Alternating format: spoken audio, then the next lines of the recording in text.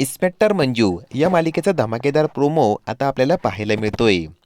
सत्याच्या विरोधात मंजूला आता पुरावे शोधायचे असतात, म्हणून तिने आता शेवटचा निर्णय म्हणजे तात्याचा आहे. त्या साहेबांना कबुली जाब विचारण्यासाठी ती आता लॉकअपमध्ये आलेली असते आणि तात्यासाहेबांना मंजू आता जाब विचारताना दिसत आहे. तात्यासाहेब, त्या दिवशी नक्की काय घडलेलं होतं?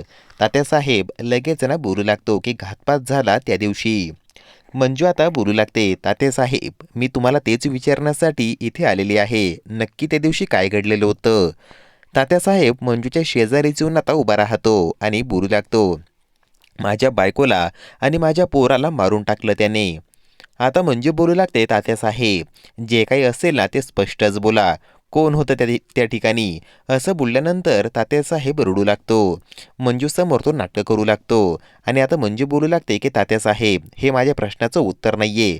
त्या दिवशी नक्की काय घडलं होतं त्याबद्दल बोला तुम्ही. तात्यासाहेब बोलू लागतो, त्या दिवशी सत्याचं ना तिथे आलेला होता.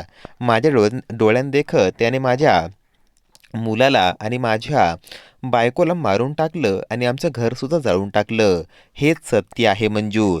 जेव्हा तात्यासाहेब मंजूला असं बोलतो ना, तेव्हा मंजूच्या पायाखालची जमीन सरकते आणि ती बोलू लागते की सत्या, मला माहिती होतं ललित हत्या प्रकरणामध्ये तुझाच हात असणार, म्हणूनच तुझी आई ते डॉक्युमेंट पोलीस चौकीमधून पळून ना आपल्या घरी आलेली होती.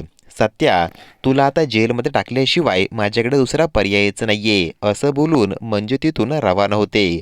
तात्यासाहेब इकडे जोरजोरात हसू लागतो आणि बोलू लागतो की मंजू, किती भोळीच ग तू माझी मंजू. अजूनही तू माझ्यावरच विश्वास ठेवते, परंतु ही तुम्हा दोघांमधली जी जगदगदी आग आहे ना, ही मी अजिबातच ना विझू देणार नाहीये. तुम्हा दोघांना अजिबातच एकत्र येऊ देणार नाहीये आणि हाच माझा पुढचा डाव आहे.